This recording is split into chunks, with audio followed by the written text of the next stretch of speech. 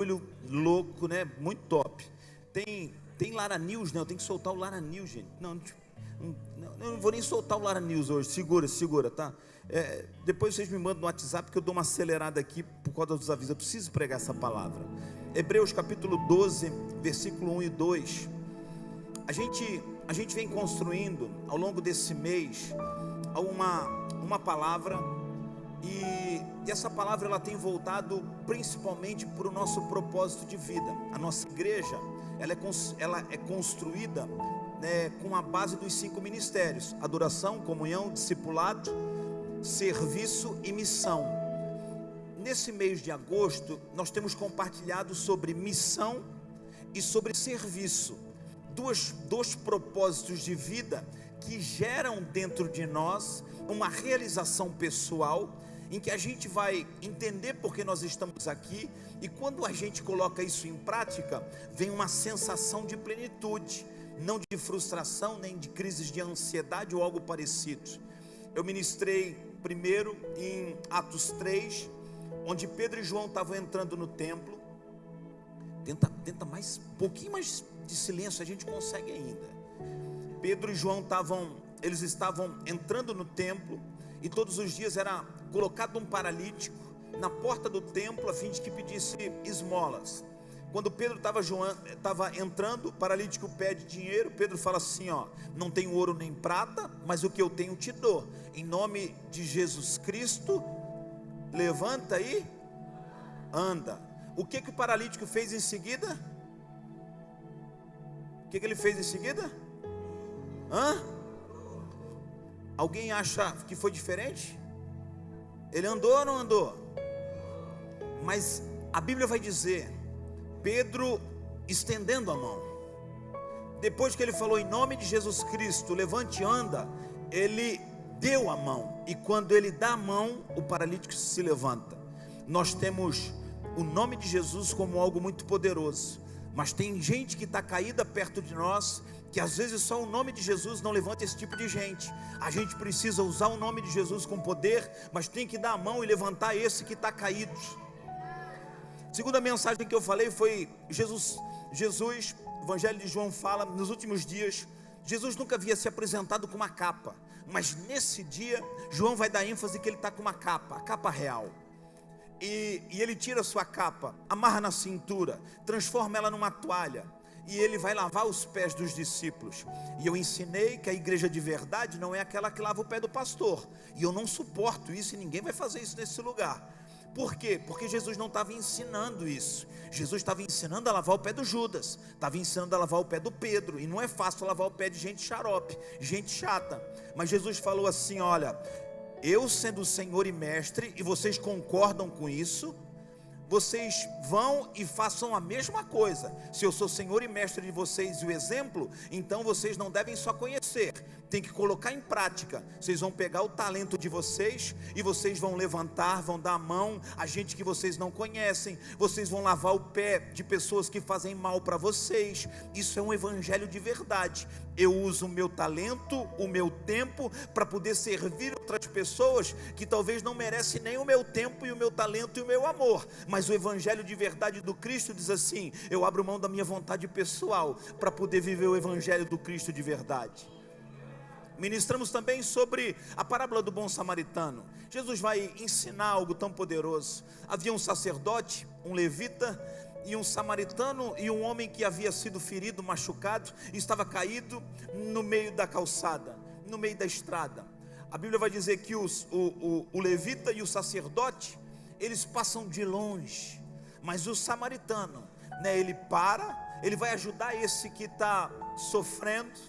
E Jesus vai usar o exemplo dizendo: esse aí fez o que é certo, esse ajudou o próximo, esse estendeu a mão para o próximo. Ele não conhecia quem estava ferido, ele não sabia quem era que estava ferido.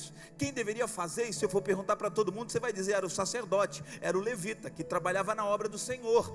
Mas foi um samaritano, alguém que não tinha uma boa índole para o povo judeu, mas ele fez aquilo que os outros não fizeram. E o que Jesus está ensinando para nós? Tem gente caída perto de nós, precisando que as suas feridas possam ser tratadas de alguma maneira. E quem é que vai tratar esse tipo de gente? Jesus vindo do céu? Não, ele já fez o que tinha para fazer. Agora a responsabilidade é minha e sua. Nós temos uma responsabilidade, ajudar quem está caído perto de nós. Vocês vão ver um monte de homem que não pensava, né, ou que talvez pensava como vocês pensavam, e precisam talvez serem curados, tratados, para que eles possam se fortalecer e continuar a sua jornada. Nós como igreja, tem gente que está sofrendo perto de nós. Não, pastor, mas eu nem conheço. Está fazendo como o sacerdote e o levita, achando que a responsabilidade não é sua, de quem está caído. A responsabilidade é minha e sua. Nós vamos usar o nosso talento para cumprir um propósito maior, ajudar aquele que está caído. E o que o bom samaritano ele jogou? Diga assim, ele jogou? Não, melhor, ele derramou vinho e azeite.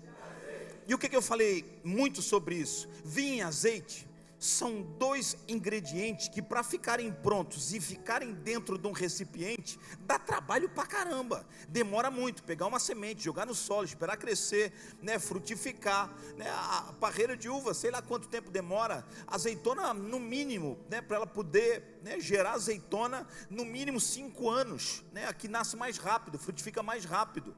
E depois para cima, aí ia ter que pegar esse fruto, espremer, separar o suco, o vinho tinha que deixar separado para poder fermentar, né? O azeite ia ter que ser prensado, esperar escorrer, para depois ser engarrafado. O que Jesus está ensinando? Né, o que representa o vinho, o sangue de Jesus, né, o que nós temos, que a gente carrega. Tem que derramar Jesus nessa sociedade, tem que derramar Jesus nas pessoas. E o que é o azeite? O azeite é o Espírito Santo. Tem gente que está precisando ser restaurado, ser tocado, ser renovado, e o Espírito Santo tem esse papel importante. E sabe o que me chama a atenção? Que não ficou guardado, tinha que ser derramado.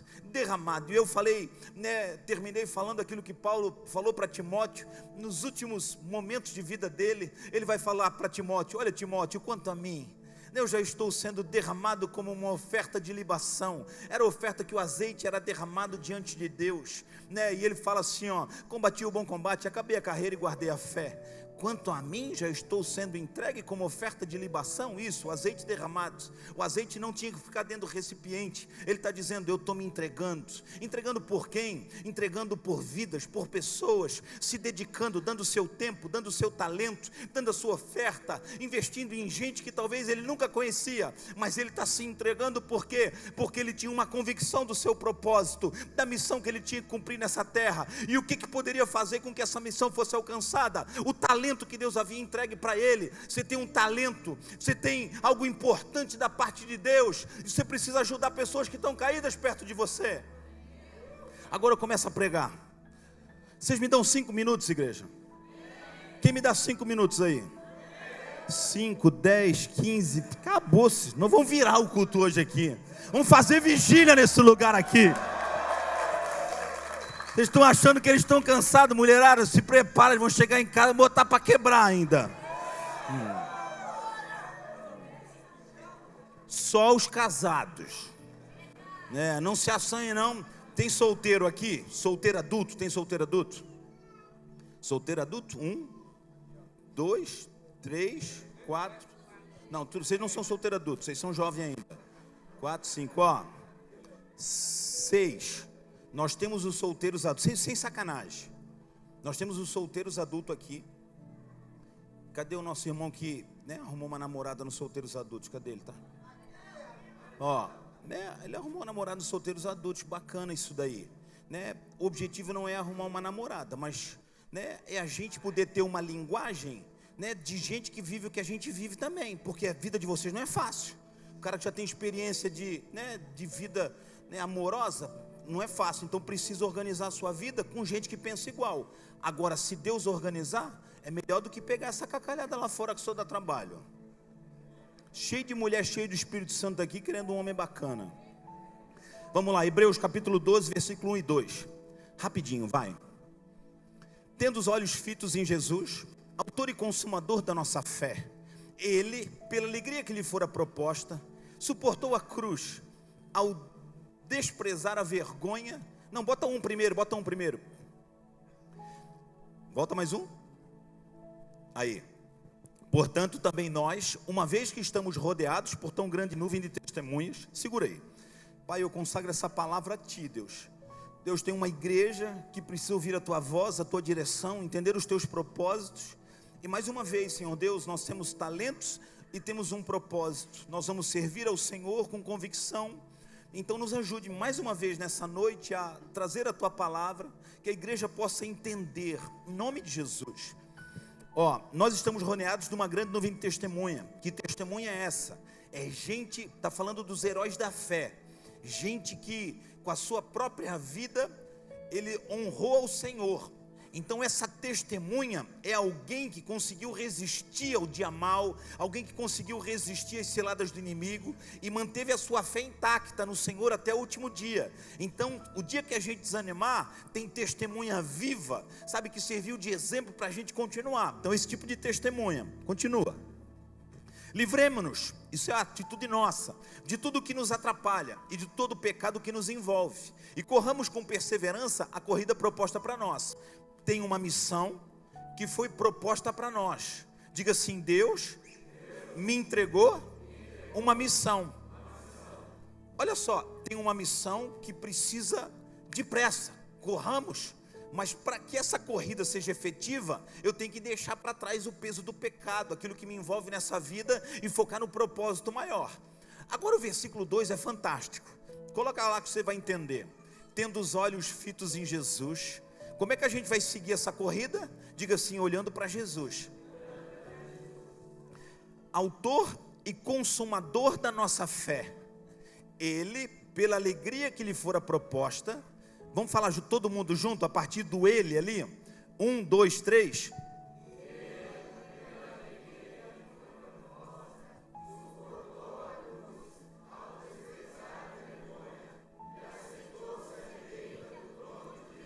Vamos lá. Ele, pela alegria que lhe fora proposta. Quando esse versículo ele é escrito, está dizendo o seguinte, alguma coisa foi proposto para Jesus, e para que ele pudesse colocar em prática, foi gerado um sentimento de alegria no coração dele. Quando o autor aos Hebreus escreve esse versículo, ele está falando de Jesus. Foi proposto algo para ele, que gerou uma alegria no coração por aquilo que foi proposto. Quando foi proposto para Jesus, foi um fato que já tinha sido consumado, ou foi um fato a se consumar? Alguém falou aqui? A se consumar, é isso aí. Não foi consumado, porque foi proposto. Então foi proposto, está dizendo o seguinte: olha, tem uma proposta para você, né? Qual é o prêmio? O que tem para mim? Tem um prêmio incrível, né? E ele disse assim: meu Deus, eu estou feliz demais porque isso foi proposto para mim. Um prêmio incrível. A proposta que foi feita para Jesus é uma proposta surreal, porque a Bíblia está dizendo que ele ficou feliz, houve uma alegria nele pelo que lhe foi proposto, e ele diz assim, suportou a cruz, ao desprezar a vergonha, e assentou-se à direita do trono de Deus. Que proposta maluca é essa? Tem uma cruz te esperando, tem vergonha te esperando. Como é que isso vai gerar alegria no coração de alguém, gente? Como é que pode gerar alegria se tem dor e sofrimento? Não faz sentido. Parece que tem algo por trás disso que é muito mais poderoso. Se falar para você assim: olha, você me leva lá no bairro Escalvado, aí, né, vai dizer para você: o problema é o seguinte, vai ter um lugar que vai furar o pneu do teu carro, porque está cheio de pedra, né? Tem um lugar lá que as pessoas atiram pedra no meio do carro. Você vai dizer: você está de brincadeira? É lógico que eu não vou num lugar como esse, né? Vamos passear lá na favela da Rocinha. Não, vocês estão de brincadeira, né? Quando às vezes eu vou para São Paulo, para o Rio, para dizer assim: toma cuidado, esses Uber aí levam o cara tudo para o lugar errado. Belfor Roxo, conheço, já tive lá também. Tive até Mesquita, lá em Mesquita, Boca Braba lá. Aí, agora a proposta para Jesus é algo insana, surreal. Mas ele, como criador do ser humano, ele vai dizer o seguinte: eu criei o ser humano, eu coloquei ele nessa terra, ele pecou, se desviou, foi embora. Mas eu sei que a única maneira de eu poder demonstrar o quanto os amo chegando lá nessa terra, suportando a cruz, passando vergonha, sendo chicoteados, eles vão entender que a minha demonstração de amor, sabe, vai gerar algo muito poderoso para eles, para nós como igreja. Então a gente vai ter convicção que Deus criou um plano, sabe, surreal, conforme, né, a nossa capacidade limitada de pensar. Como é que a gente vai pensar que alguém como Deus poderia estar no bem bom, né? Porque Deus não tem ausência de nada, Ele é autossuficiente por si só. Não é a falta nossa lá que vai fazer Deus precisar de alguma coisa, mas Ele queria demonstrar o quanto Ele nos ama, e essa atitude dEle, sabe, olha, nós precisamos demonstrar para o ser humano como eles são amados. E como é que a gente vai demonstrar? Tem uma cruz te esperando, Jesus, chicotada, vão cuspir em você, vão falar mal de você, né? Vão bater em você, e depois eles vão pregar você numa cruz, e depois você volta e senta aqui na direita junto comigo, está tudo bom. Eu estou dentro desse projeto insano, eu estou dentro desse projeto que talvez aos meus olhos não faz nem sentido, mas para poder demonstrar, eu odiaria, né, terminar o ciclo dessa história sem ter o ser humano junto comigo. Então eu entro nessa enrascada e vou dizer, olha, para demonstrar amor eu estou dentro dessa enrascada. Sabe o que a gente precisa entender com isso tudo? Que tem algo que a gente carrega, que vai demonstrar o amor de Deus pela humanidade. É eu servindo, eu me entregando. Pastor, mas não é fácil servir gente que a gente não conhece. É claro que não é fácil. Tem um monte de homens aqui, corajosos, que a gente nunca viu na vida, que a gente nem sabe de onde é que veio. E por que a gente está fazendo isso? Porque a gente entendeu o que Cristo fez, e a gente pegou essa mentalidade do Cristo, colocou em prática, e a gente disse, esse é o evangelho que a gente resolve viver. Aleluia! Esse é o evangelho, gente, o evangelho de Jesus. Essa palavra proposta, no grego, o Antigo Testamento foi escrito no hebraico, o Novo Testamento foi escrito parte em aramaico e a grande maioria no grego.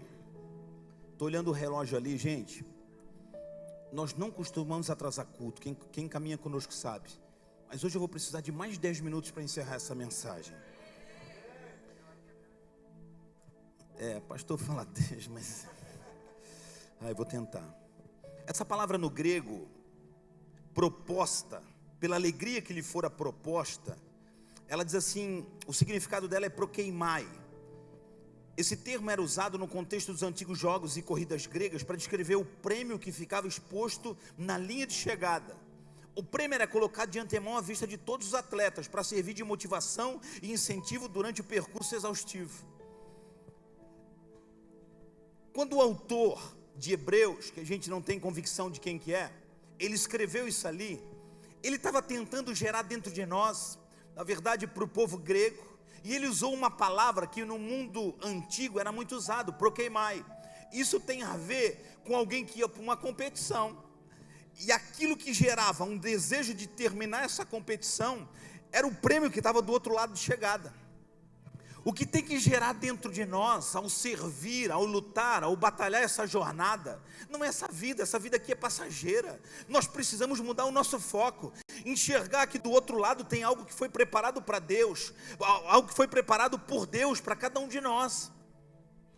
Jesus suportou a alegria que lhe foi proposta, sofrendo, sendo crucificado, mas sabendo que tinha um lugar para ele, a destra de Deus, a direita de Deus. O que ele enxergava? Ele enxergava uma demonstração de amor, queria gerar uma inspiração dentro do nosso coração, para que assim como ele venceu a morte, nós pudéssemos vencer também, e a gente pudesse se encontrar com ele lá no outro lado da linha de chegada. Vocês lembram das Olimpíadas de 1984? Se eu não me engano é Gabrielle Anderson. Ela estava correndo a maratona, era uma suíça, e aí a gente lembra dela, né, com cãibra, exausta demais, e os paramédicos, né, tentando entrar, e ela não deixou ninguém entrar, porque ela tinha uma missão, se alguém encostasse nela, ela não conseguiria passar pela linha, ela não conseguiria ser contemplada como uma das participantes que concluiu a prova, e ela foi de arrasto até passar a linha de chegada. Quando ela passou a linha de chegada, os paramédicos agarram e seguram ela. Sabe o que isso me faz entender? Que a gente às vezes enxerga a vida com muito problema, e a gente quer desistir das jornadas, das missões que Deus confiou nas nossas mãos, por conta das adversidades que a vida tem nos proporcionado. E a gente não quer sofrer injustiça, a gente não quer que ninguém fale mal da gente, a gente não quer que ninguém olhe, né, com um olhinho assim para a gente, né? Tem um irmão que um dia chegou para mim e falou assim, ó, pastor, eu até gosto de ir na igreja, né, já serviu tanto com a gente, né, hoje não serve mais. E aí ele diz assim, ó, o senhor até me trata bem, mas as pessoas da igreja parece que elas me olham diferente. Ô gente, para com esse negócio. Eu estou preocupado se alguém vai me olhar diferente, ou se vai, ou não vai me olhar. Você já pensou, Cristo entrando numa enrascada dessa? Ele disse assim, vocês estão me batendo, estou sendo açoitado, não fala mal de mim assim não haja com injustiça para mim. Ô Deus, quer saber de uma coisa? Esse negócio aí que é muito difícil, eu não quero mais. Não, ele olhou essa adversidade, ele sabia aquilo que tinha para acontecer, e ele disse assim, ó, tem uma alegria que foi proposta para mim, eu vou sofrer, passar dificuldade, mas eu não quero viver nessa terra, tem algo maior no céu. Aleluia. Parece um sadomasoquismo, eu não sei, mas é um amor altruísta isso daí, mas nós precisamos viver esse exemplo. Mas um mimimi danado, um chororô danado, sempre tem uma reclamação, sempre tem um sentimento de injustiça, sempre tem, né, alguém que não está tratando bem. Vamos parar com esse negócio, tem um propósito maior. Obrigado, tá? Tem um propósito maior do céu, tem alguém nos esperando do outro lado. Deus te deu talento, Deus me deu talento, Deus te deu força, Deus me deu força, e o que eu vou fazer? Eu vou cumprir essa missão, eu vou acabar esse projeto do céu. A gente vê tantos testemunhos de gente que chegou aqui, né, angustiada, depressiva, para baixo, pior do que escapamento de sapo, arrastada, desanimada.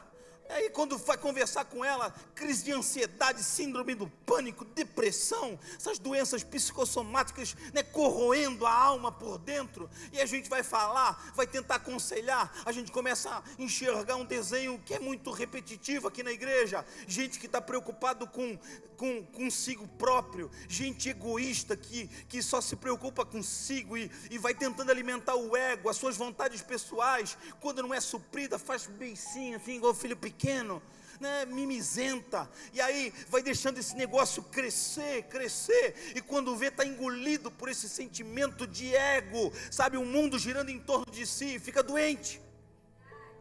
O que a gente precisa fazer? Se levantar e dizer, peraí, tem alguém precisando de mim, tem alguém precisando de azeite, tem alguém precisando de vinho, tem alguém precisando que eu dê a mão e levanta.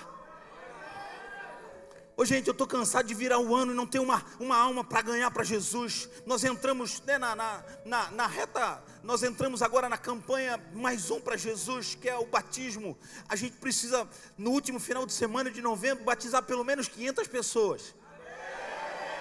Se cada um de nós tomar essa decisão de ganhar mais um para Jesus, você já pensou quantas pessoas nós vamos batizar? Agora, se a gente terminar o ano sem ganhar ninguém, né, que graça tem essa vida de crente, né, que a gente tem que ter um propósito maior, a gente tem que carregar uma visão, sabe, de projeto do céu aqui para essa terra, saber que isso aqui é passageiro, sabendo que isso aqui vai acabar, e que eu preciso cumprir aquilo que Deus confiou nas minhas mãos. Pode ter certeza, cara, quando você começar a servir gente, se envolver no ministério, participar de um grupo de crescimento, você vai começar a ajudar gente que você nunca viu, mas vai trazendo, sabe, uma sensação de realização, de propósito cumprido, que a gente começa a esquecer dos nossos problemas e começa a dizer, parece que a minha vida está mudando, né? E a gente se alegra com gente que está testemunhando aqui, que a gente nem imaginava o quanto que a gente colaborou nesse projeto. Isso é um combustível para a gente viver feliz aqui. Eu estou pregando para alguém aqui nessa noite? Aleluia.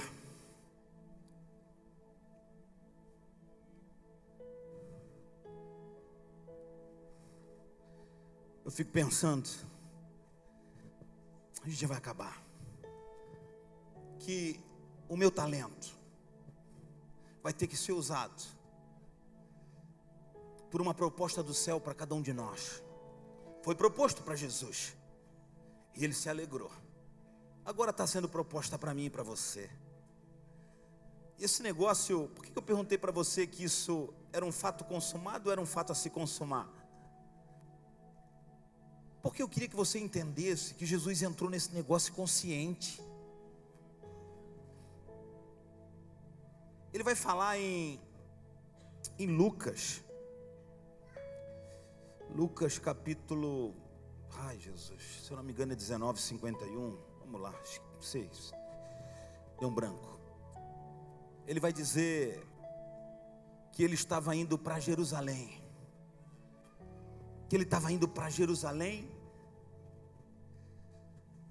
e ele havia resolvido ir para Jerusalém. Quando ele fala, lembrei, que ele estava indo para Jerusalém, que ele tinha decidido ir para Jerusalém, porque ele sabia que em Jerusalém ele seria elevado às alturas. Parece assim, achou? 19:11. Enquanto ouvia essas coisas, Jesus passou a contar. Não é esse não. Bota o 51 para mim ver, o versículo 21. 51, vocês têm ou não? Acho que não tem. Deu um branco, eu esqueci. Aí depois eu acho isso. Ele estava indo para lá. Acha um versículo para mim aí que fala que Jesus ele estava indo para Jerusalém. Resolveu ir para Jerusalém, porque em Jerusalém ele seria levado às alturas. Vocês vão achar. A gente diz assim, Jesus está indo para as alturas. Sempre sonhei com isso. Meu Deus do céu. Flutuando, né? A gente sonha com isso. O evangelho vai me fazer leve. Agora só tem vida boa com Jesus. Não tem mais nada. Não tem mais nada? Vocês estão ferrados. Vocês não leram a letra pequenininha lá quando vocês assinaram esse negócio. Vocês não enxergaram nada. Ele estava dizendo assim, Jerusalém, elevado às alturas. Em Jerusalém ele ia ser crucificado. Então ele havia resolvido dentro de si, sabe, uma convicção. 9:51, passei perto. Aproximando-se o tempo em que seria levado aos céus, Jesus partiu resolutamente em direção a Jerusalém. Sabe o que é resolutamente? É um sentimento que foi gerado dentro dele, que não teria nenhum tipo de impossibilidade de ele chegar naquele lugar, porque ele sabia que lá ele ia ser morto. A gente está lendo aqui, ele ia ser levado aos céus, lá ele que ia morrer, lá o pau ia pegar, e ele estava indo, eu vou para lá, eu vou para Jerusalém, e os discípulos, ele vai ser levado aos céus. Vai ser, mas depois de passar muito trabalho, depois de ser cuspido, depois de ser julgado, depois de ser preso, depois de passar humilhação e vergonha, Deus está nos levando para um lugar muito maior. Nós vamos ser levados aos céus, mas essa jornada não é uma jornada fácil, é uma jornada de injustiça. Tem um monte de cara que vai rir de vocês, vão dizer, ficaram bobo agora, ficaram tudo crente, né? Tem um monte de gente que vai dizer assim, vai tirar um dia agora, não vai mais pegar nenhuma agora mais não vai tomar mais nenhuma agora não vai puxar mais nenhum não, né? Eles vão tirar onda de vocês. Por quê? Porque o objetivo maior é impedir de vocês de chegarem a Jerusalém. Por quê? Porque é lá que vocês vão ser levados à altura. Tem um lugar que vai nos levar para o céu, e vai ter um monte de gente do inferno que vai tentar tirar a gente do caminho, mas precisa ter uma convicção. Igreja, nós precisamos ter uma convicção resolutamente. Eu estou decidido, nada e nem ninguém vai me tirar do caminho. Aleluia!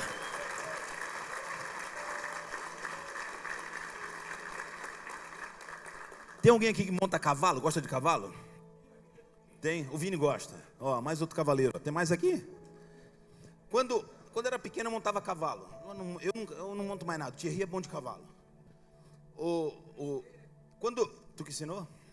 O Vini era corajoso. O Vini montava bem. Quando o cavalo está indo e tem uma cobra na frente, o que o cavalo faz? Refuga. Vai refugar. Não vai para frente. O cavalo já vê a cobra na frente, ele refuga. Sabe, gente, que a gente tem um propósito maior, mas essa porcaria da cobra vai tentar impedir a gente de passar o caminho. Essa cobra é a serpente, é Satanás. Ele vai tentar fazer a gente refugar, mas pessoas que são resolutamente decididas, eles não param e vão até o final. Eu tive em Jerusalém, gente. Eu tive em Jerusalém quando a gente, eu tive no Getsemane. A gente está no Getsemane, a gente enxerga, o templo do Senhor e o templo de Jerusalém, e a gente vê o caminho que Jesus ia trilhar na frente dele, diante dele. Por isso que ele sua gotas de sangue, com vontade de desistir. Pai, se possível, passe de mim esse cálice. Se possível, Pai, não deixa eu enfrentar esse negócio que está doído demais, está difícil demais, mas que não seja feita a minha vontade, mas a tua. Eu vou usar a minha força, o meu talento, o meu tempo, a minha energia para cumprir o propósito de Deus. Vai ser difícil? Vai, mas que não seja a minha vontade, mas a do Senhor. E aí ele está vendo lá na frente, porque assim, você está vendo na frente, não é fácil não, tá? Você está vendo lá na frente, tem um assaltante lá, com um revólver na mão, tem o cara com uma faca. Você vai dizer assim, se eu passar ali eu vou ser assaltado, não tem jeito. Eu sei que muitos de vocês aqui já foram assaltantes, mas vai. Vocês não sabem de nada, inocente. Em cada testemunho aqui dá até medo, cara. A gente já anda até com a mão na carteira assim, André, Isso é um perigo. Isso aí no começo, na sexta-feira, quando começa o retiro assim, quem está do lado olha para o outro, assim, olha uns brincos meio malucos, a tatuagem, os caras mais certinhos já começam a tirar os relógios. Dá até medo. Ai, Jesus, mas Jesus transforma esse tipo de gente, não tem jeito, cara. Eu já esqueci onde é que eu estava indo, mas vai.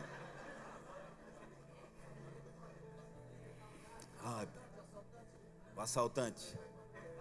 Imagina, boa. Imagina, tu tá vendo o assaltante lá na frente, você vai dizer assim, vou por aqui nada, não sou tolo, não tem nem lógica eu passar por isso aqui. Jesus olhava aquilo tudo ali e dizia assim, tem que passar por ali. Se vai ser esfaqueado, faz parte do projeto.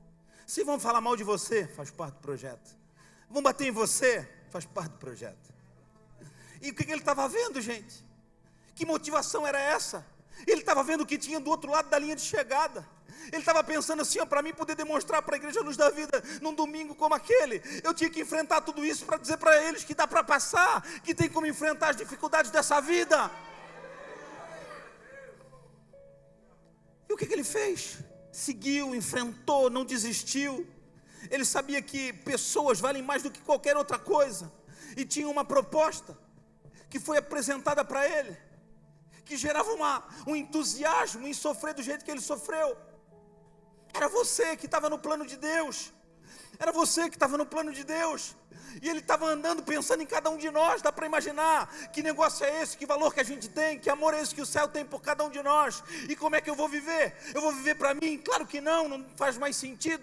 Um projeto foi entregue para mim, agora eu vou ter que colocar em prática. Por quê? Porque ele demonstrou o quanto que ele me ama, me deu uma nova oportunidade. Agora eu vou ajudar quem está caído, eu vou ganhar mais um para Jesus, eu vou batizar pessoas, eu vou restaurar casamentos, eu vou transformar homens conforme o Senhor projetou, mulheres conforme o Senhor projetou. E mulheres, dia 31 vai ter aqui uma noite só para vocês, noite das valentes. E vou dizer para vocês, vocês riram, elas riram da gente quinta-feira, porque tinha pouco homem no culto, porque eles estavam tudo trabalhando lá no retiro. Aí elas assim, tem menina aí, elas...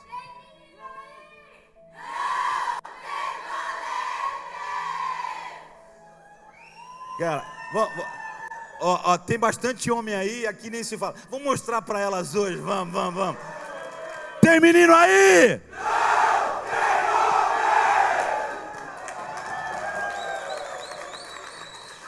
Fica de pé, igreja, fica de pé. Fica de pé. Deixa eu falar para vocês. João, antes de eu concluir, Isaías capítulo 53 vai falar sobre o servo sofredor. Não é uma poesia, é uma profecia do Cristo que viria sofrer aqui nessa terra. Homem que aparentemente não era bonito, não gerava um entusiasmo em olhar para ele, mas ele carregou sobre si, ele levou o nosso pecado e a nossa transgressão. Isso parece que a gente olhava e dizia assim, tadinho, Sabe o Cristo que nos apresentaram, preso numa cruz, com cara de triste, sofredor? Ninguém fez isso por Jesus. Ele não tem cara de sofredor, isso estava dentro do propósito dele, tinha um ar de convicção que valeria a pena. A cruz era necessária para que eu e você pudéssemos ter vida abundante com o céu. Pastor, vai ser fácil? Não vai ser fácil. Jesus não prometeu vida fácil. Ele falou: no mundo vocês terão aflições, mas tenham bom ânimo, eu venci o mundo. Ele falou: eis que estarei com vocês todos os dias. Quando? Cara, a única garantia que a gente tem não é de vida fácil, mas é de companhia dele. E se ele está junto com a gente fica um leão, né? A gente só fica um gatinho quando está perto da esposa, né? Tem um aí que testemunhou, é mais ou menos isso, corajoso, falou a verdade. É tudo igual, gente. A gente finge que não, mas é tudo igual. Aí João vai escrever o livro de Apocalipse para a gente acabar. João vai dizer, ele vai tentar desenhar aquilo que ele viu para que a gente pudesse entender. E no final ele vê Deus enxugando cada uma das nossas lágrimas. Porque aquele que vai chegar do outro lado da linha de chegada não vai ser fácil. Talvez você, como a Gabriele Anderson, toda torta. Quantos lembram dessa história? Pouca gente lembra dessa história? O pessoal de manhã colocou esse videozinho aí. Vocês têm aí? Não? Não? Então tá. Alguém de vocês lembra dessa história? Agora, Carlinhos, tu que é um cara mais inteligente, tu lembra de quem foi a primeira colocada? Eu também não lembro. Tu lembra da segunda, da terceira e da 37ª? Sabe, tem corrida que a gente não lembra, Doriva. Tu não vai lembrar da primeira, da segunda e da terceira. Talvez essa corrida que a gente vai fazer não é de alta velocidade, mas é de constância. E quando a gente chegar lá do outro lado, Deus sabe das dores que a gente enfrentou, das cicatrizes que a gente carregou. Paulo falou: olha, no que depender de mim, sabe, no que depender de mim, Paulo falou, isso foi José. Paulo falou que as nossas leves e momentâneas tribulações, leve e momentânea tribulação, que loucura é essa? Leve e momentânea? Isso parece que a gente carrega a vida toda, essa porcaria de tanto problema, de tanta perturbação, de tanto peso, né? A gente diz assim: eu entrei no evangelho para não sofrer mais. Não, agora você não sofre mais, sabe, como alguém desesperado. Você agora passa por adversidade com alguém convicto que isso tem a ver com o teu propósito de vida. Então não vai gerar mais uma perturbação, vai gerar um sentimento de vida abundante dentro de você. Paulo sofreu 5 quarentenas de chibatada por causa de Cristo. Um ser humano normal aguentava só 40, mas os romanos eram tão ruins que eles colocavam couro e osso na ponta do chicote, e quando chegava lá 38, 39, eles começavam a contar piadinha e esqueciam a contagem. Começa de novo, pau. Ele não reclamou, ele falou que era uma leve e momentânea tribulação. Ele sofreu naufrágios, humilhação. O que esse cara via que não desistiu? O que Jesus enxergou que não desistiu? O que os discípulos entenderam que não desistiram? Tinha algo maior do outro lado da linha de chegada. Deus vai enxugar dos nossos olhos cada uma das nossas lágrimas. Do outro lado lá, o mar é de cristal. Não tem onda, não tem um mar revolto para dizer para a gente que as perturbações aqui se acabaram. As ruas são de ouro, tem um lugar esperando para a gente do outro lado. Mas enquanto a gente não chega, a gente vai ter que continuar lutando, olhando adiante, olhando adiante, olhando adiante, olhando adiante, e ninguém vai nos parar. Pastor, está difícil, eu queria uma ajuda. Jesus permitiu ajuda, tudo bem. Se não permitiu, segue em frente sozinho. Segue em frente sozinho. Aleluia. Eu vou orar por cada um de vocês. Eu vou orar por cada um de vocês nesse momento. Eu queria que você pensasse um pouquinho, refletisse. Como é que anda a tua vida? O que você está cumprindo aqui nessa terra? Você tem tido uma sensação de satisfação pessoal? Ou carrega um senso de frustração diário? O medo de amanhã, ele tem dominado a tua vida, a tua alma? Ou você tem vontade que o amanhã logo chegue, porque você precisa gerar mais transformações em outras pessoas, aproveitar o teu tempo, o teu talento e o teu recurso para poder colaborar no projeto do céu. Você vai ter que entender que você carrega algo muito poderoso. Foi proposto para vocês um projeto incrível, e agora eu vou ter que colocar em prática como Jesus colocou. Pastor, e o que me espera? Um trono, porque para Jesus houve um trono que ele iria sentar à destra de Deus. Se Cristo ressuscitou, logo nós ressuscitaremos também. Pai, eu quero orar, Senhor, nesse momento, abençoar, Deus, a tua igreja, clamar, Deus, para que haja dentro de nós uma convicção, que não haja uma tristeza, mas que haja uma alegria, Senhor, uma alegria dentro desse cenário desafiador que estamos vivendo, porque assim como tu viveu dias difíceis, olhando para o outro lado da linha de chegada, assim nós temos que aprender a viver nessa terra também, entender, Senhor, que o nosso tempo e o nosso talento, ele precisa ser usado para servir ao próximo, ajudar o próximo, levantar o próximo, colaborar, Senhor, com aquelas pessoas que estão perto de nós, que irão cruzar o nosso caminho. Ajuda-nos, Senhor Deus, a viver um evangelho de verdade, o evangelho do Cristo, que é morte à vida independente, que tem prazer, que tem convicção de propósito, que são pessoas decididas em relação àquilo que querem, e que nenhuma cobra, nenhum impedimento, nenhum enviado de Satanás venha nos paralisar, porque nós estamos fazendo uma grande obra, e nós iremos cumprir essa grande obra até o último dia, em nome de Jesus. Amém, amém e amém. Aleluia.